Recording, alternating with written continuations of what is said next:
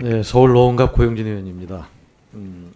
아까도 잠깐 말씀이 있었습니다만 27일에 한국은행이 금통위에서 경제 전망을 발표할 예정으로 있기 때문에 이에 대해서 이주열 총재께 질의하도록 하겠습니다.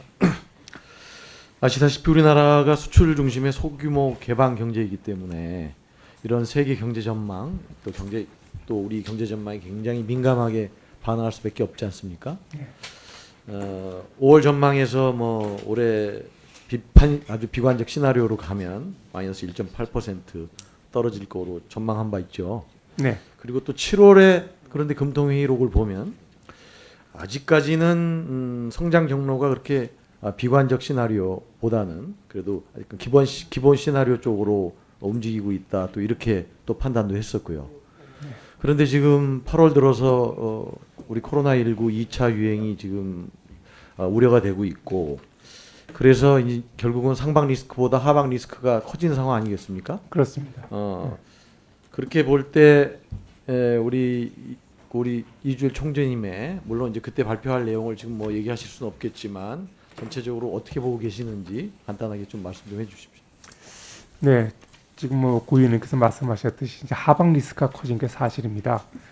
일단 가장 큰 게 저희들 국내 코로나가 다시 또 확산되는 그런 조짐 이미 그리 나타났고, 거기에 따라서 저희들의 사회적 거리두기 조치도 조금 이렇게 단계를 높여가는 그런 상황에서 보면 그것이 소비에 상당히 부정적 영향을 줄 거다, 이런 생각입니다. 그래서 저희들이 지난번 봤던 것보다는 막 상당폭 낮추는 것이 그것이 아마 현재로서는 그 관련해서 좀 견해를 말씀을 드리면, 그런데 이제 각국 경제 상황을 보면 이런 코로나로 인한 그런 어떤 코로나의 전개 상황하고 경제 상황하고 이게 비례해서 가지 않는 일종의 디커플링 현상이 나타나고 있다는 게 일반적인 평가인데, 네. 동의하십니까?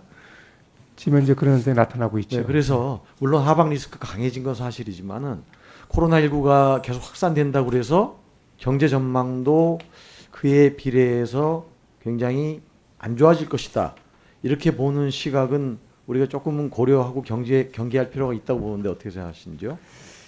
네, 지금 이제 다른 나라에서는 대부분의 경우에는 코로나 확산세가 계속 지속되고 있지만은 그 와중에서도 사실상 경제 활동을 조금씩 재개하는 그런 움직임을 보였습니다. 그래서 확산과 별개로 또 경제 지표는 생각보다는 좀 좋게 나타나는 그런 관점에서 말씀을 드리는 그런 상황을 그래서 보는데, 그 뭐 특히 이제 미국의 중앙은행 총재 발언 그 예측 한마디는 시장에 엄청난 충격을 주고 있죠. 또 우리도 마찬가지, 뭐 그만큼은 아니지만 크다고 보고, 그런 어떤 워스트 시나리오의 전망을 강조할 필요는 저는 없다고 보거든요. 그래서 아까 말씀드린 대로 그 디커플링의 상황도 있고 하니까 그런 부분을 유의하셔가지고 경제 주체들의 경제 상황에 대한 인식이 지나치게 비관적으로 흐르지 않도록 저는 좀 관리하실 필요가 있다. 그런 면에서 뭐 기자 간담회라든지 이런 걸 통한 그 커뮤니케이션도 유의할 필요가 있다, 이렇게 보는데 그런 거에 대한 의견을 말씀해 주시기 바랍니다. 예, 물론입니다. 뭐 정확한 지적이시고요. 저희들이 뭐 월스트 시나리오를 강조하는 거 아니고 저희들은 가장 그래도 전개 가능성이 높은 시나리오를 갖고 말씀을 저희들이 드리려고 하고 있고요. 앞으로도 뭐 계속 그렇게 노력하겠습니다. 하여튼 올해하고 내년을 합해서 지금 2차 확산이 되게 되면 없을 때보다 한 3% 정도 지금 경제 하락을 예상하고 있다, 이런 평가들이 있는데요. 3%는 제가 잘 보는 그렇습니까? 네. 그런데 그렇게 계산을 한다 그러면 그게 한 60조 원 정도 지금 추산할 수 있거든요. 그래서 2차 대유행으로 가서는 안 되겠지만 그런 비상 시나리오까지 고려해서 통화 정책을 준비를 하고 계실 거라고 보고, 또 시장에서는 지금 기준금리 수준에서 더 이상 금리를 내리기는 어렵다, 이렇게 보고 있지 않습니까? 그러면 기준금리 외에 다른 통화 정책 수단으로는 어떤 것을 준비하고 계신지 얘기해 주시기 바랍니다. 네, 금리 외에는 소위 이제 그 양으로 하는 지금까지 취한 조치가 그 중에 또 일부 해당이 됩니다. 저희들이 뭐 중소기업에 대한 대출 한도를 늘렸다든가, 또 회사채 매입을 위한 기구를 했다든가 하는, 또는 무제한 RP 매입을 한다든가 하는 식으로 저희들 금리 외에 다른 수단도 이제 써왔고요. 앞으로도 상황이 더 나빠진다면 그것을 더 연장 또 확대하고 또 다른 카드도 저희들이 다 지금 현재 그 아까 제가 말씀드렸지만 다 테이블에 올려놓고 필요한 상황이 되면 쓸 준비는 되어 있습니다. 하여튼 뭐 그 부분에 대해서는 제가 또 추가 질의하도록 하고요. 아까 존경하는 윤희숙 의원님 또 홍익표 의원님께서 굉장히 뭐 너무 수준 높은 질의를 하셔서 저는 그냥 일반 국민의 시각으로 네, 그런 금리 문제, 양적 완화 문제, 그와 관련된 부동산 문제를 조금 간단히 언급을 드리고 싶은데요. 전반적으로 우리가 통화 정책을 하면서 그 아까 한국은행법에도 다 물가 안정이 최우선이고 그러다 보니까 부동산 문제에 대해서 사실은 전통적으로 이렇게 통화 정책을 하실 때 중시하지는 않아 왔던 것이 사실이죠.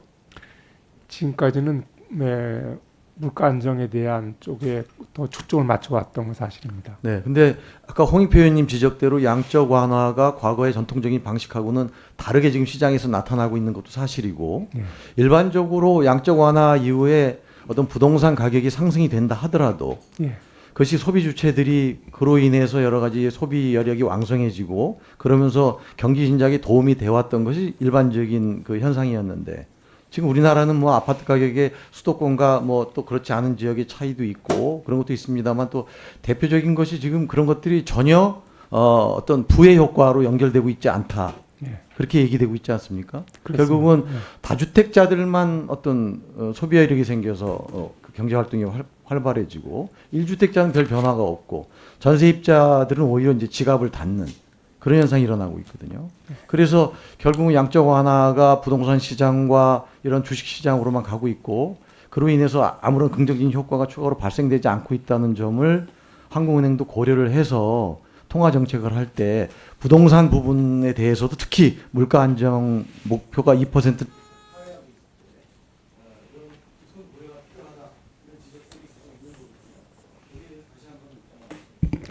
네, 지금 고객님께서 그 양적 완화 저금리의 사실상 그 부정적인 효과, 부작용을 주로 이제 언급을 하셨습니다만은 지금까지 그 저금리 그다음에 저희들이 그 양적 완화했던 긍정적인 효과도 분명히 있습니다. 지금 3월달 저희들이 그 코로나 바이러스가 상당히 급격히 확산될 때 실물 경제 충격이 워낙 컸고 그다음에 금융시장에서는 그 기업들이 자금을 조달하지 못하는 그런 상당히 그 위기 상황에 저희들이 봉착을 했었습니다. 그래서 그때 금리를 낮추고 시중에 자금 유동성을 풍부히 공급한 것이 그야말로 실물 경제의 샤크를 좀 줄이고 또 금융시장에서 기업들의 자금 조달을 원활히 하고 그 결과로 또 고용도 유지하게 하는 그런 순기능이 분명히 있었고 저희들은 그것이 더 오히려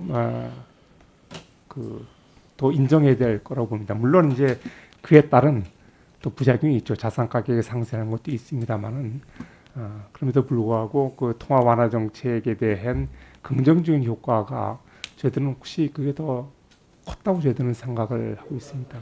예, 예. 예, 고용진 의원님 수고하셨습니다. 이어서 조혜진 의원님 질의하시겠습니다.